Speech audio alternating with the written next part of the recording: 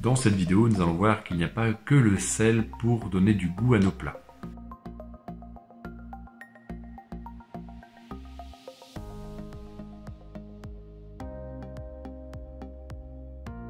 Bonjour, c'est Jérémy, bienvenue sur Foodovore, la chaîne qui permet d'améliorer ta santé et ton bien-être grâce à l'alimentation. Le sel porte également le doux nom de chlorure de sodium. Il est vraiment là pour relever le goût des aliments, des plats. On a malheureusement la tendance à oublier tous les autres condiments qui sont à côté, justement parce qu'il fait vraiment bien le travail pour donner du goût. Et avec le temps, on prend peut-être de mauvaises habitudes à l'utiliser trop régulièrement. Et on peut dire que c'est également une solution de facilité, ça nous évite très clairement de préparer quelque chose nous-mêmes. Une sauce maison par exemple. L'Organisme mondial de la santé recommande 5 à 6 grammes de sel par jour et par personne. Actuellement, en moyenne, dans les pays développés, on se situe entre 9 et 10 grammes. Tu l'as compris, c'est de trop, mais alors concrètement, qu'est-ce que ça va causer ? L'excès de sel, on le sait déjà, ça augmente la tension artérielle. Ce que l'on sait un petit peu moins, c'est que ça peut augmenter également les accidents cardiovasculaires. Ça peut créer des dysfonctionnements au niveau des reins. Pour ma part, je trouve que cet aliment a un inconvénient majeur parce qu'il développe l'appétit.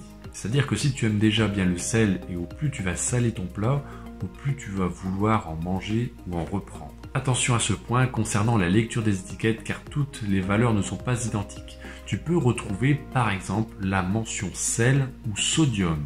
Et les valeurs ne sont pas les mêmes, donc fais attention à toi car les deux appellations sont autorisées. 1 g de sel, c'est égal à environ 0,4 g de sodium. Mais c'est-à-dire qu'un gramme de sodium, c'est égal à 2,5 g de sel, quasiment la moitié de ce qu'il nous faut par jour. Fais bien attention de regarder ce point-là quand tu regardes les étiquettes, car tout simplement, c'est plus intéressant pour un industriel de noter sodium que la mention sel. Et bien sûr, maintenant, on va voir tous les autres condiments qui sont capables de donner du goût à ton plat. En deuxième position, et en France, on l'utilise déjà pas mal, c'est le poivre.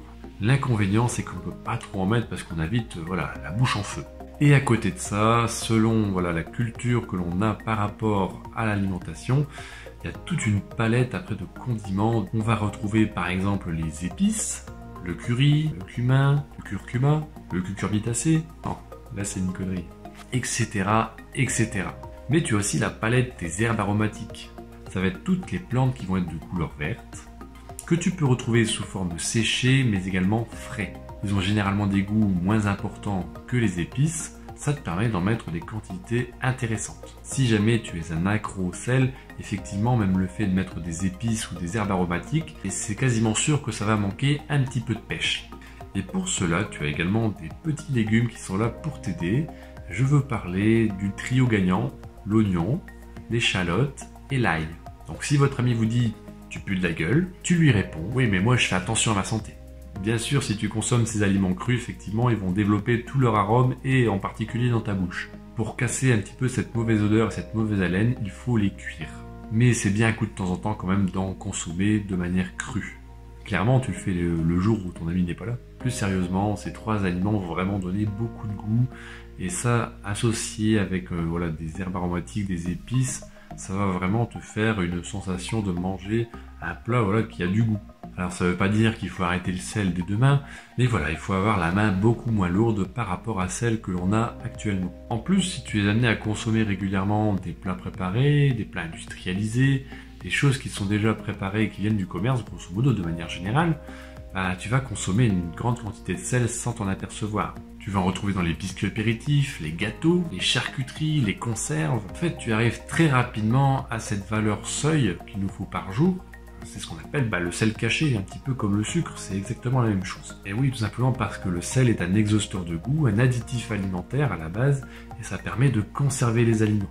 Ton objectif, ça peut être de consommer moins de choses qui proviennent de l'industrie et donc du commerce qui ont été transformées. Il faut également lire les étiquettes alimentaires pour t'assurer qu'il n'y ait pas trop de sel ou de sodium, en regardant le tableau des valeurs nutritionnelles. Et n'hésite pas à mettre un maximum d'épices et d'herbes dans tes prochains plats et à réincorporer l'oignon, l'ail et l'échalote. Si tu souhaites en apprendre un peu plus sur une bonne alimentation, je t'ai mis en bas dans la description un lien qui t'amène vers plusieurs vidéos pour manger sainement. Si c'est pas encore fait, tu peux t'abonner Cliquez sur le pouce bleu pour aider à développer la chaîne. On se retrouve pour une prochaine vidéo. Porte-toi bien et à bientôt.